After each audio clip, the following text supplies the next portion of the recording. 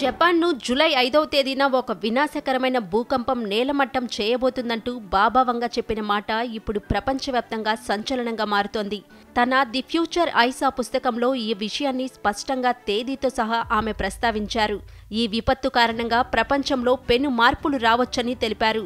Japan, Philippines మధ్య సముద్ర గర్భంలో టెక్టానిక్ ప్లేట్ల విభజన లేదా అగ్నిపర్వత విస్ఫోటనం కారణంగా ఈ భారీ విపత్తు సంభవించొచ్చని, దీని తీవ్రత 2011లో వచ్చిన భూకంప తీవ్రత కంటే 3 రెట్లు ఎక్కువగా ఉంటుందని ఆమె సూచించారు. దీంతో మరో 3 రోజుల్లో ఆ ప్రమాదం జరుగుతుందనే భయంతో జపనీయులు వణికిపోతున్నారు. బాబా వంగాగా పేరొందిన జపాన్ జ్యోతిష్యురాలు రియో టాట్సుకి భవిష్యవాణి గతంలో చాలాసార్లు నిజమైంది. 2011లో టోహోకు భూకంపం, ప్రిన్సెస్ డయానా, ఫ్రెడ్డీ మెర్క్యూరీల మరణం, కోవిడ్-19 మహమ్మారి గురించి ఆమె ముందే హెచ్చరించారు. ఈ క్రమంలో జూలై 5న జపాన్లో విలయం రాబోతుందని చెప్పడంతో ప్రపంచ పర్యాటకులు జపాన్ సందర్శనను రద్దు చేసుకుంటున్నారు. కొందరు ఇప్పటికే తాము రిజర్వ్ చేసుకున్న టికెట్లను రద్దు చేసుకున్నారు. హాంకాంగ్, జపాన్ విమాన టికెట్ల రిజర్వేషన్లు 70% పడిపోయాయి.